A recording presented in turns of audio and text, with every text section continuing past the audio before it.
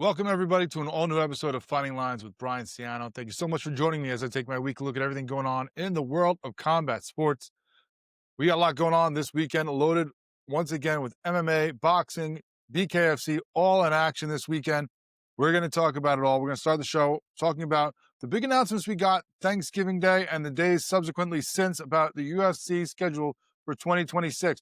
We finally learned some of the fights we're going to see early on Paramount Plus in the beginning of that new TV deal on Thanksgiving Day and things that have come out and circled and changes that have been made since by the UFC. So we're going to break all that down to start the show. Then after that, we're going to get into this week's card where we got UFC 323, the last pay-per-view of the ESPN era. We have a stacked card out in Vegas. Usually they have this kind of card a little bit later in the month, kind of finish it off closer to the end of the year, but we're going early with the pay-per-view this month. It's right out of the gates, and it's going to be a big one. Can't wait to talk about some of these banger fights that we have coming up.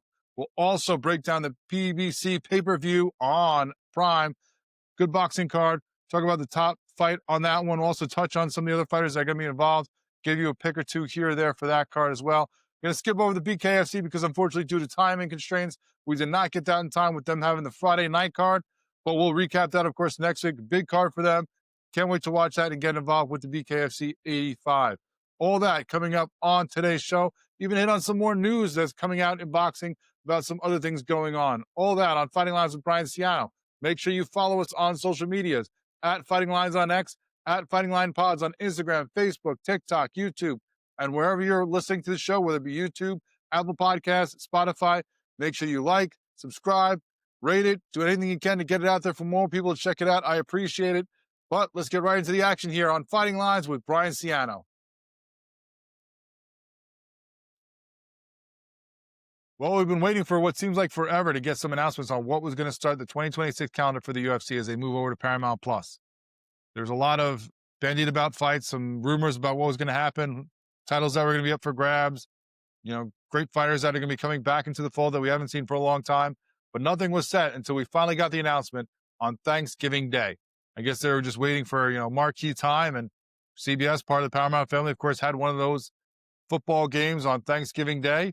So at halftime of that game, they had what appeared to be a tape spot with Dana White, where he talked about what was going to be the first fights of 2026 for the UFC. Now, usually they start the first few weeks of the new year with a fight night type card and then get to the pay-per-views later on. But it seems like with the transition to a new broadcast partner, they're going to take a few weeks off and then sit back and figure things out and then start just at the end of January with the first numbered event, UFC 324.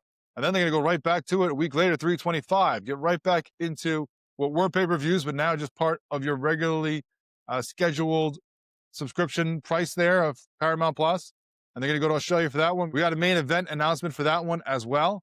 But let's break down what we heard from these fight cards, the fighters that we're going to see. And the big announcement for me, not necessarily the big one, one of the most exciting parts of it probably for older fans of MMA, is that it's going to start earlier. These numbered events are now going to start at 9 o'clock Eastern instead of the previous 10 o'clock that we always had. So maybe you only got to stay up till 1 o'clock a.m. Eastern time, or maybe even get out of there at 12:30 would be nice. Because for those of us who have young kids that wake up really early on Sunday, it's not like it used to be where you can stay up till 2 a.m. and then sleep until 10. We got to be up at 6 or 7. So it's nice to get that hour jump up. Hey, I'd kill for 8 o'clock, but you know what? I'll take what they give me, take the heavy medium. 9 o'clock Eastern, all numbered cards will start going forward. And that first one, as we said, pretty stacked. 8 announcements for fights on that so far that we have seen. We'll get more, I'm sure, in the last couple weeks here of the year. But for the most part, the 8 fights they announced, no notes. Great job. Love it. Last 2, main co-main event, I have an issue with. So let's break this down right now. First of all, in those top 8 fights, all the fighters involved are in the top 11 of the rankings. And some of them, both fighters, are really high up there. We have an interim title fight and a title fight right out of the gates in that first card. Let's start with the bottom. 5 of the 7 fights, as I said, perfect. No notes, okay? Middleweight, Atiaba Gautier versus Andre Pulaev. Cool. Looking forward to seeing it. Women's flyweight battle. Number 2, Natalia Silver versus number 6, Rose Namajunas. Now, this was supposed to be when originally announced Namajunas against Alexa Grasso. So you had two former champions battling to try to get into title contention in that division. That was going to be awesome, but apparently now already Grasso is out. Natalia Silver's in there. That's a very interesting matchup for me that Natalia Silva would take that because, as we talked about previously, after the Shevchenko win, it seemed like Silva was next up in line at number 2 with a long winning streak here. So with her taking this fight, does that mean that Shevchenko is going to be on the shelf for a bit? Is she taking some time off? Is she waiting for the winner of a fight we're going to talk about later on to see who wins that and fight that champion at a different weight class than her 125 title? I don't know, but Natalia Silva, good on her, stepping in here instead of sitting back and saying, whoa, whoa, whoa. I got the title shot in hand. Why am I going to take a shot against a former champion who's a dangerous striker? I'm going to sit back and wait. Nope, she jumps in there and is going to be one of the names on this Paramount Plus first card to try to get this new audience wrapped up and locked in to backing her and pushing her for her title chase. Also at featherweight, number 6, Arnold Allen versus number 11, Gene Silva. That should be a banger of a fight between those two guys as well. Heavyweight, number 5, Waldo Cortes-Acosta versus number 8, Derrick Lewis. I'm excited for this one. Now, of course, Waldo Cortes-Acosta wanted to fight on December 13th, wanted to get another fight in this year. Did not make that, but I think it's a much better situation for him to wait because now he gets on this first card, on a numbered card, first round on Paramount Plus, pretty high on the card. I mean, he is one of the first fights on the main card here, and it's against a banger in Derrick Lewis. Waldo Cortes-Acosta has had a great run right now in heavyweight. 4 out of 5 wins this year. So looks like he is getting himself into the title picture now at number 5. Now, technically finding guys below him, but Derrick Lewis, the Black Beast, is always in the title picture. That dude is always one punch away from getting himself back into the mix to fight for that title. He's fought for it before. He's one of the most exciting fighters in the heavyweight division, which is a mess. So you get a win over that guy right now, that will propel Waldo Cortes-Acosta into possible title contention. Obviously, as we said, you got to wait on the rematch between Gane and Aspinall. Otherwise, he could be the one on deck if he gets this win against the Black Beast. And then, as well, bantamweight. 2 bantamweight fights here, kind of back-to-back on the card that are kind of setting up for me almost like a mini bantamweight top contender tournament here. Because you have number 1, Umar Nurmagomedov versus number 6, Deiveson Figueiredo, and number 2, Sean O'Malley versus number 5, Song Yadong. I love what they did with this because when you look at that division right now, obviously Dvalishvili is destroying everybody. He's fighting this weekend. We're going to talk about that fight against Jan, who is number 3 in that division. So now number 1 and number 2 are involved in this card. Number 3 fighting for the title currently. Number 4, Corey Sandhagen, just lost to Dvalishvili, so he's going to go have to regroup, recharge, get a couple wins to try to get back in that picture. So now you have Nurmagomedov, who just won his last fight, but had lost to Dvalishvili before that in the beginning of 2025. And Sean O'Malley, who lost twice to Dvalishvili and hasn't fought since. So these guys are at the top of the rankings, but not just throwing them back in there against him because they got to earn their way back. And they need a little more for both of them. So Nurmagomedov fighting a former champion at Figueiredo at a lower division who's now come up here, who's still a very dangerous guy, even at this point of his career, still has that striking power that can hurt somebody, can fight off takedowns. We'll see if he retains that top position, beating that former champion. O'Malley fighting Song Yadong. This is the fight I was talking about weeks ago for, O'Malley saying he wanted to fight at the UFC card. Both these guys seem game to do that. I thought it would be an awesome matchup to put them together. I love it that they're not waiting for that. That we're getting them in here right now. Looking forward to seeing those 2 fights and how those 4 fighters match up and who can propel themselves and put themselves a step above as the top contender to fight Dvalishvili or Jan if he somehow pulls off the upset this weekend. And then this is where we get into the problems here. Top 2 fights. We'll start with the headliner, the main event. I'm going to skip over the co-main for a second because the main event is an interim title fight between number 4, Justin Gaethje, and number 5, Paddy Pimblett. Now, this is because Ilia Topuria, the champion, is taking off the first quarter of the year. He has some personal problems going on, some family issues, he said. He told the UFC he's taking time off. He does not want to hold up the division. Said, listen, do what you got to do. I'll be back. But for now, I'm out. Credit to him for doing that, for stepping aside and not trying to hold things up. Credit to him for putting his family first because family is way more important than anything else. A little weird on the timing because we were just talking about last week after you had Arman Tsarukyan get that great win in Qatar. Right after that, you still had Topuria talking about how he'd rather fight Pimblett or move up or, all these other things. So the guy was still talking game and then all of a sudden a week later is out for the first quarter. But go handle your business, deal with what you got to deal with, and we look forward to seeing him back. But this fight is bunk, okay? Because first of all, you don't need an interim title. The guy just won the belt in June, so it'd be less than a year if he's back in the second quarter from when he first got the belt. You let guys sit for way longer through injury or drama. I mean, how long was John Jones still the heavyweight champion, even though he wasn't fighting? Still, they're making this interim title fight. All right, you want to do that? Is what it is. But number 4 versus number 5, what's the point of rankings if that's what we're going to do? Now, I know Paddy Pimblett was in talks to fight Ilia Topuria. There's bad blood. They're going to make that fight probably. If Ilia is fighting, it's probably for the title, Pimblett versus Ilia. Still don't agree with that either way. But now you put in Justin Gaethje. I love Justin Gaethje. He's been one of the most exciting fighters for a decade now. One of those guys you throw in there and instant banger of a fight. But he's in this because he threatened to retire if he didn't get a title shot. But he doesn't deserve a title shot. Even at number 4, that's kind of a fugazi ranking, if you ask me, because since he won the interim belts in 2020, lost to Khabib for the title unification, then beat Chandler in November 21, then lost to Oliveira for the vacant lightweight title when Khabib retired, then beat Fiziev in March of 23, then beat Poirier for the BMF in July of 23. Okay, on the way back up. Then lost to Holloway last April to lose the BMF. Now beat Fiziev again in March, but that's in the midst of Fiziev going on a 3-fight losing streak. 2 of those to Justin Gaethje. So it's been up and down for him ever since he had the interim title. And now we're just throwing him in there off a win off a decent opponent who we already beat before that. No, doesn't deserve a title shot. Now, Pimblett, on the other hand, while his ranking is lower at number 5, the guy's won all 7 UFC fights, so I have less issue with him involved in this fight. But the level of his opponent that he has fought isn't up to that level either from a lot of these guys. When you look at the records, put them against each other. His 7 fights, he's fought guys, the best ones in the last couple fights, Jared Gordon, Tony Ferguson, who's well past his due date, King Green, and Michael Chandler. Some decent fighters, former champion, but nobody on the up and up. Nobody in the high level of that rankings right now. Guys who have lost a bunch of fights themselves. So we're going to give him a title shot off of that. Don't love it. Less of a problem with it than Gaethje, like I said. If you're going to do this interim title, there are a bunch of other guys who had a case for that, and one who has stamped that case hard and is getting screwed over in this. If you look at the rankings, number 3, Max Holloway. Now he's 6-4 in the last 6 years, but all 4 of those losses were title fights.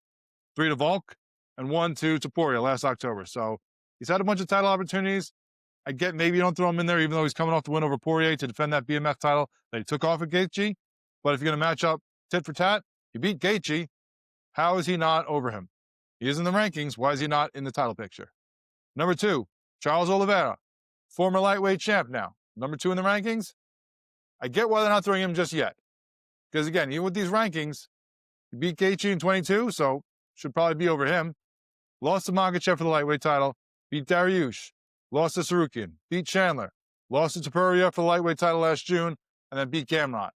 It was a beautiful win against Gamrot. But again, like Gaethje, up and down, up and down, up and down. Always in the title picture, but has had his issues over the last couple of years despite being a former champion. So I can understand, again, not necessarily throwing him back in there right away. Although, don't have these rankings then because it's pointless. Because then, especially number 1, who we've talked about before, Arman Sarukian. He has won 5 fights in a row, 10 of his last 11 fights. Was supposed to fight for the title last January before he had to pull out the day before with his back injury. And is coming off making quick work of the number 6 guy in the division, Dan Hooker. So if you were going to say he hadn't fought since that injury, okay, maybe keep him on the sideline. That's a bad injury. He came back. He just fought. He dominated a guy who's in the top 6 of this division, made him look like he's easy work. Why, if he's the number 1, supposed to fight for the title and didn't lose a chance at the title because he got injured, is he not fighting for this interim title above these guys like Holloway, Oliveira, and Gaethje? You want to throw Paddy Pimblett in there still, even though the level of competition he's fought isn't as high as the other guys? Okay, but it should be against Arman Sarukian. Any title fight in this division right now should involve Arman Sarukian, unless you don't care about these rankings. If you're going to have them, use them. Otherwise, just throw them all out because they're pointless. And what's also pointless is having an interim title fight over a title fight for an actual belt. Not a made-up interim belt, and we'll fight the champ when he comes back. No, the co-main event for this fight is the women's bantamweight title between Kayla Harrison and Amanda Nunes. That's right. The current champion, Kayla Harrison, one of the gold medal judoka, one of the best fighters, women's, to come around here in the last decade for a lot of people, fighting the greatest of all time in Amanda Nunes coming out of retirement. This is for an actual title, and it's for at least one of the best women all time. Now, if you don't want to put Harrison in the picture yet as, one of the greatest to be here in the last decade for women, I get that. Let her earn a little more, okay.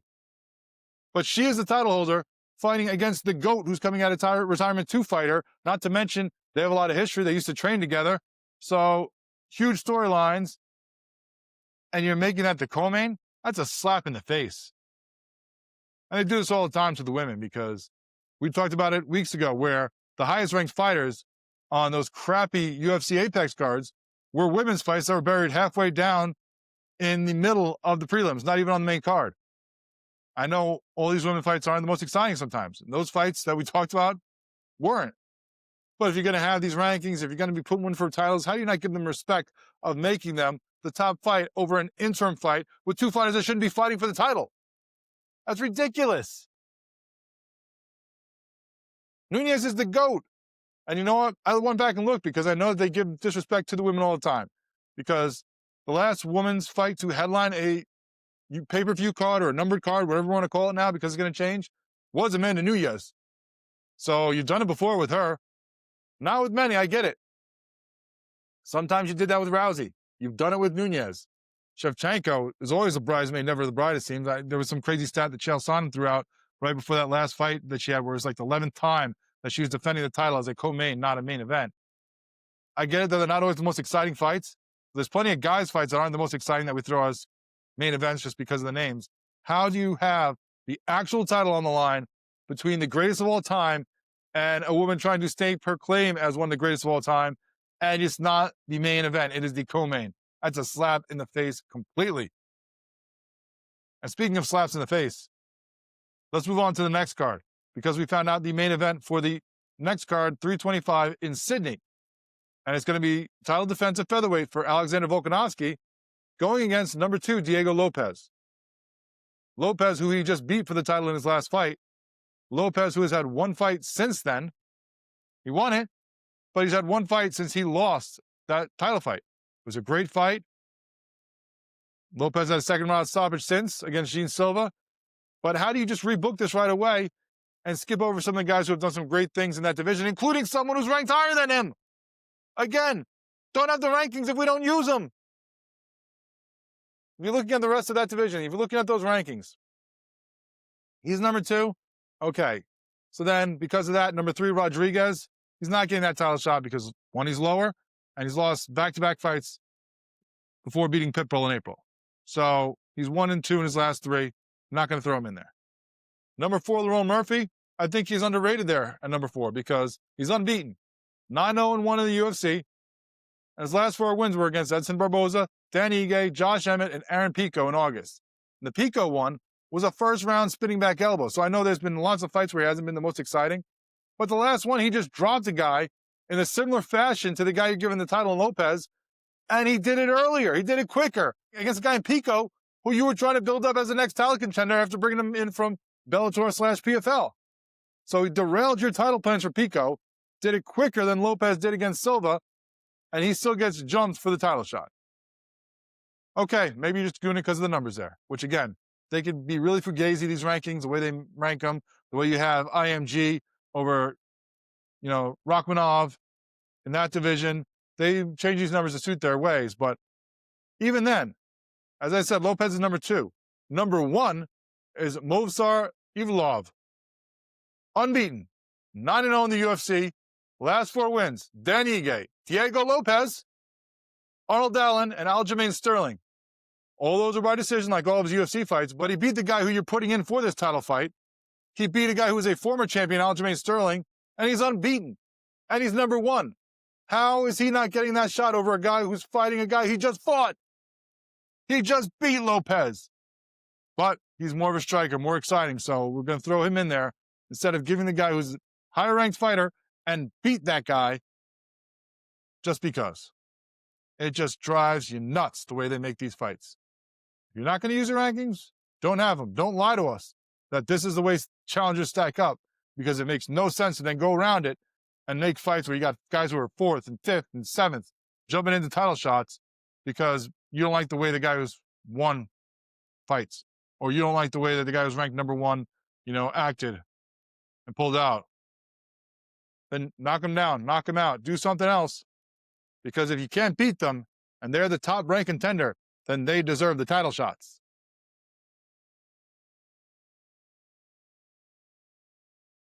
All right, well, I referenced this weekend's fights at UFC 323 before, so let's talk about that now. Get into this stacked pay-per-view card, the last one of the ESPN era and last pay-per-view one, hopefully, as they've shipped over to Paramount Plus, and it is UFC 323, Dvalishvili versus Jan 2. Out there tonight in T-Mobile Arena, 10 o'clock Eastern time, of course. Last one of those two. Whew, love that.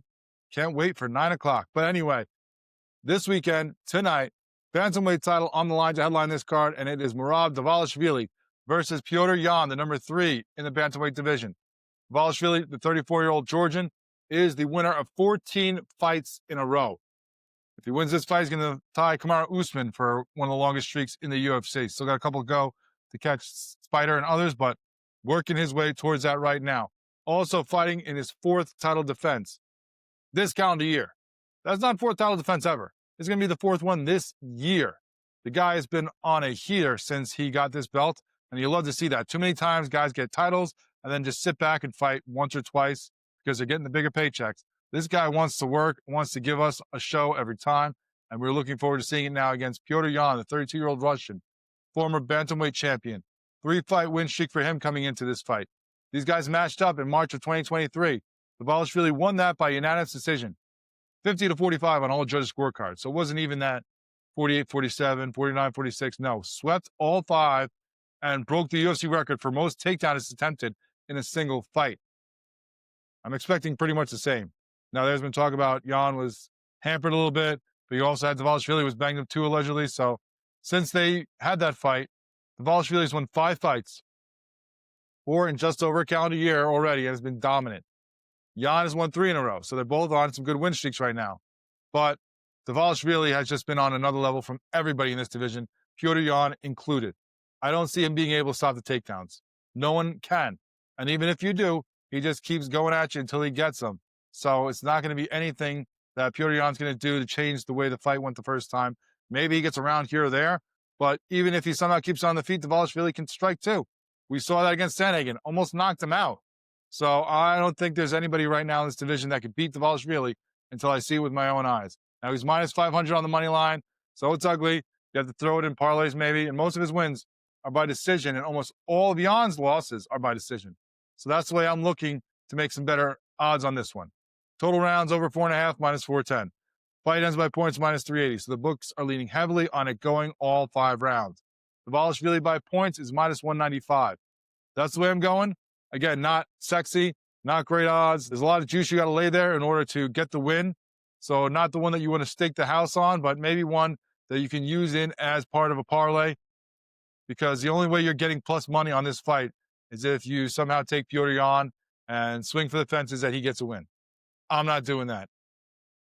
Then, co-main event of that is another title fight. We got the flyweight title on the line as well in this card as the co-main event between Alexander Pantoja and number 1 Joshua Van. Van, the 24-year-old, born in Myanmar, who grew up since 12 in Houston, is 15-2 in MMA, 8-1 in the UFC. He's on a 5-fight win streak right now. His last fight and last win was his toughest opponent yet, Brandon Royval, perennial title contender. So finally reached that next level, that next tier fighter. But is that the same as going against Pantoja? We'll see. Pantoja, the 35-year-old Brazilian, 30-5 in MMA, 14-3 in the UFC. Now Pantoja's on an 8-fight win streak, including 4 title defenses against the previous mentioned Royval and guys like Kai Asakura and Kai Kara France, and even won the title off of Brandon Moreno. So he has beat the best of the best in this lighter division. Now, I know the record of fighters 35 plus in these lower weight divisions in title fights is abysmal, something like 2-30. So that really gives me some hesitation, but still I'm rolling with Pantoja. And that's not scaring the books off either. They have a minus 265 favorite. So even though that record is what it is, they have faith in him. I think Van's awesome. I think he can be a champion. I just don't think it's his time yet. He took that first step up against Royval.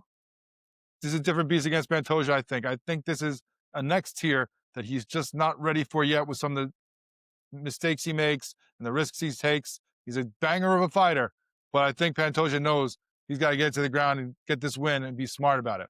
So minus 265 is still not that pretty. You can go a different way like Pantoja, submission or points. The double chance is minus 180. Makes it a little more palatable, but still a lot of juice there. So if you got to limit it down even further to get some real good value, what I like, I'm going to go with Pantoja by submission, plus 150. His last 2 wins are that way, and 4 of his last 7 wins are that way as well.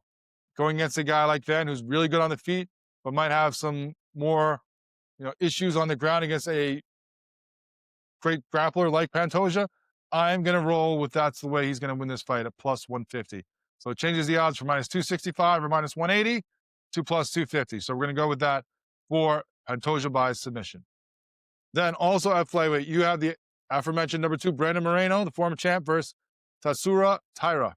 Moreno, the 31-year-old from Mexico, the former flyweight champ, is 23-8-2 overall and 9-5-2 in the UFC. 2 of those losses, though, to be fair, are to Pantoja, and 1 is to Figueiredo. So 3 of those losses are against some of the best in these lighter divisions. Otherwise, he's 9-2-2. So still a very respectable record either way. Coming off back-to-back wins over Albazi and Erceg. Now going in against Taira, the 25-year-old from Japan. 17-1 in MMA and 7-1 in the UFC. Now, Moreno's a badass, a former champion. He's number 2 in this division. Normally, against an unranked guy, younger guy, you're like, you know what? Time for the youngster to get taught a lesson, but the books aren't seeing it that way, and I'm not either. I think I'm leaning towards the Japanese fighter Taira, minus 130. He is the favorite in this fight against a former champion. So that tells you the respect that they have for this fighter. Moreno's never been finished in a loss. So the fight to go the distance, yes, is minus 290. Over 2.5 rounds is minus 350, and ends by points is minus 300. So if you're going to play at points, you have to go Taira by points. You can't play it where you go either way. If it goes the distance, you're okay. You have to pick one side or the other in order to make some value. So Taira by points is plus 155. I like that one. That's the way I would play it if I'm looking for the plus money. But him being just minus 130, I might just go with him, stick with him just winning anyway. So that way you give yourself some more options in this 3-round fight. Then at bantamweight, you have Henry Cejudo at number 10 versus Peyton Talbot. Now, Cejudo, of course, the former double champion, the incredible wrestler, 38-year-old from California, possibly his last fight before re-retiring. Of course, he wrapped it up, hung it up a couple of years ago, then came back, and then has been on a downfall since. 0-3 since he came out of retirement the first time against Aljamain Sterling, Rob Dvalishvili, and Song Yadong. So, been against the best guys, but still has not looked like himself.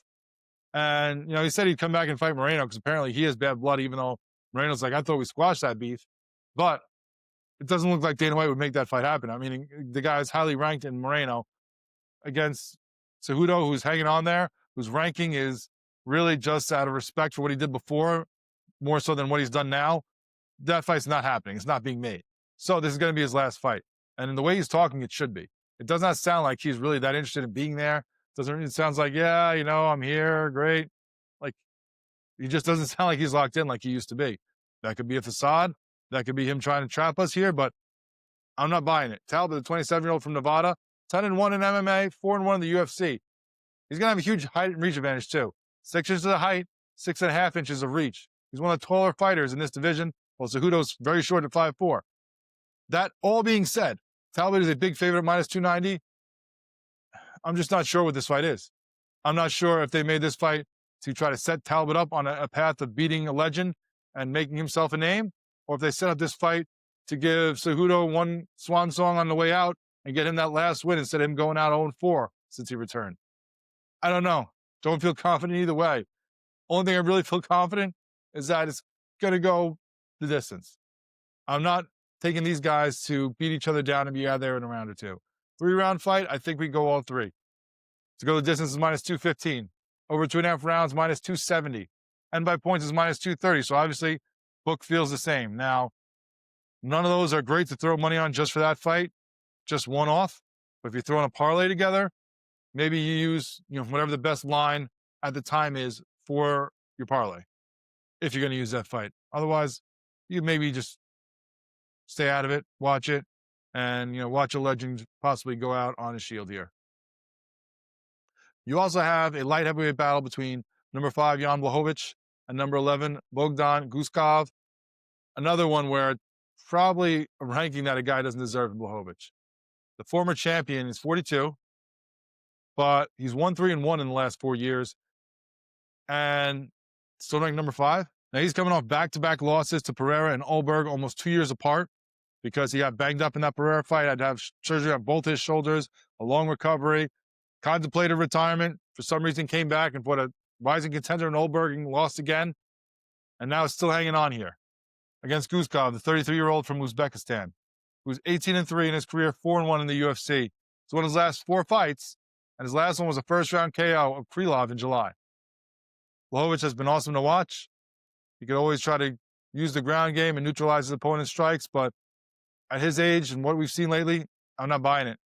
I'm going with Guskov at plus 108. I'm surprised he's even an underdog here, even a slight one.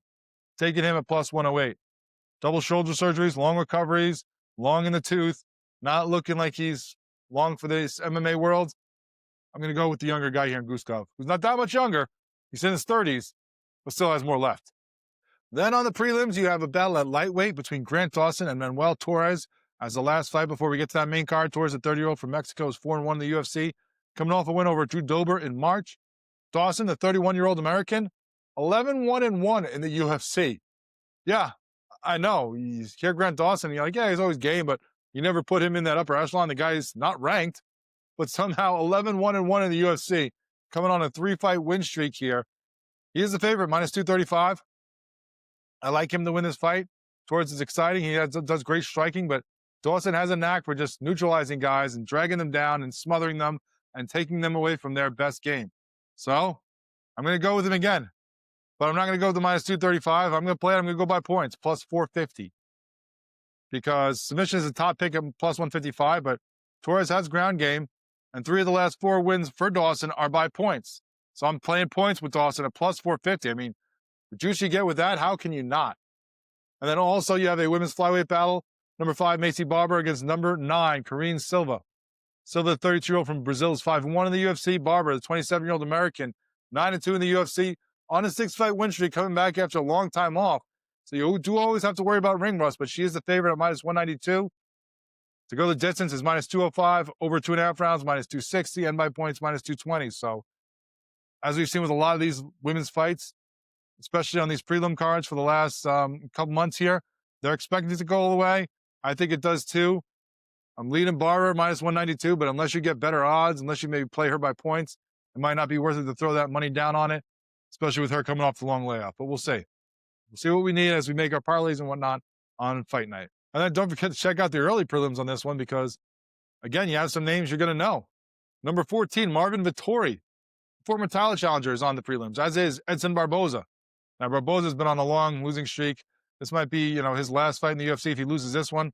Could be for Vettori, too. I mean, he's still in the rankings, but he's been on a spiral ever since losing for the title. So it's amazing. A guy like that who wasn't that long ago trying to get a belt is all the way on the early prelims here for this last pay-per-view for the UFC.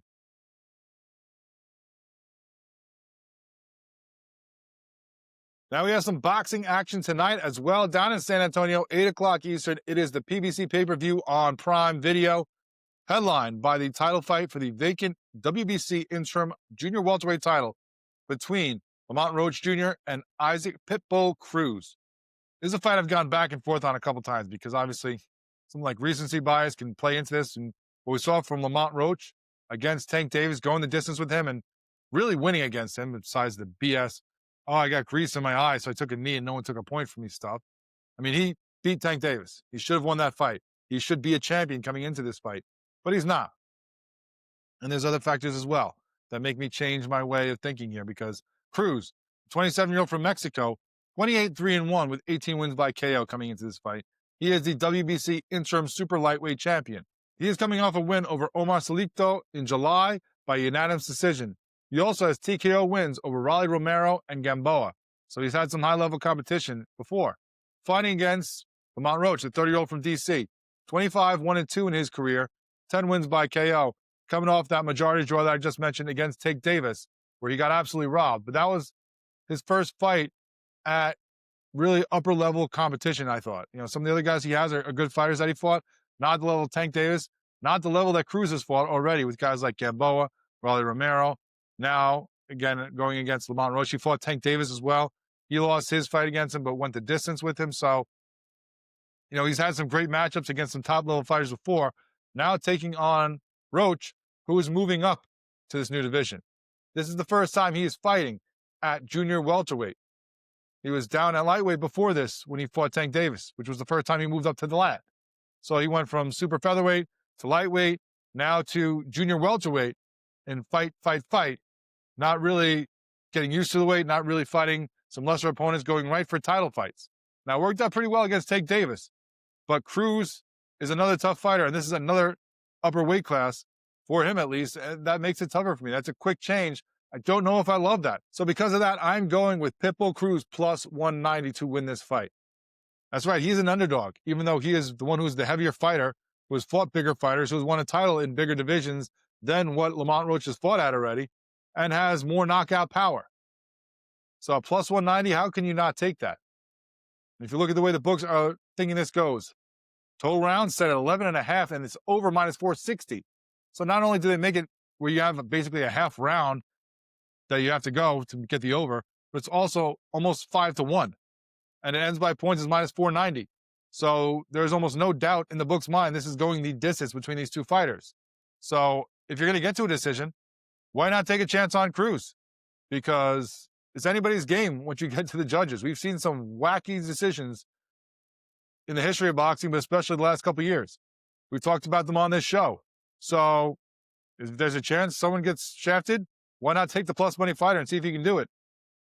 And hell, if you like Cruz, you can go and get even better odds with things like the under 11.5 or that Cruz gets TKO at some point.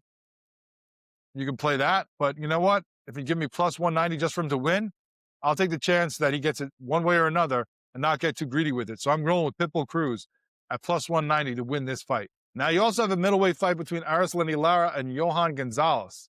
This is supposed to be Lara against Yanibek Alimhanuli, but Yanibek tested positive for VADA anti-doping violation that was announced the week of the fight. So he gets yanked, and we get Gonzalez. Instead, Gonzalez has split his last 4 fights. Now, he beat Jarrett Hurd, who beat Lara back in 2018. But even though Lara is on the wrong side of 40 right now, he has been on a mission right now in his last 6 fights. Won all of them. Last 6 fights, all wins by KO, TKO, most of them. So he's on a heater right now towards the end of his career. You can't mess with momentum, especially when he's the one who's been preparing for this fight. The guy's getting thrown in last minute. Gonzalez, who's been up and down, still rolling with Lara. The books have him as a heavy favorite at minus 750. You can't bet it that way. So I'm going to take Lara by KO, TKO. You got a guy coming in there who probably hasn't been training necessarily for a fight, who is coming in on short notice. Lara's been rolling with KO, TKOs. I think he gets another one here at minus 145 to continue his winning streak here up to 7. You also have other fights that are with titles on this card, including Jesus Ramos Jr. and Shane Mosley Jr. So it should be a good card for boxing with the PBC pay-per-view on Prime Video on Saturday night.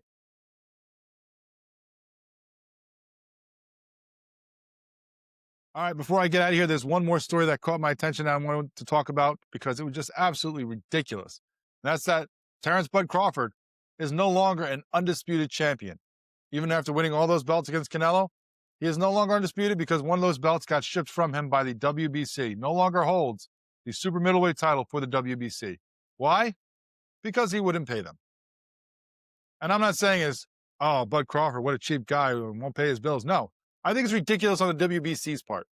Because when you look more and more into the story, the prices that they make these guys pay to be sanctioned by them to wear their belts is just absolutely insane.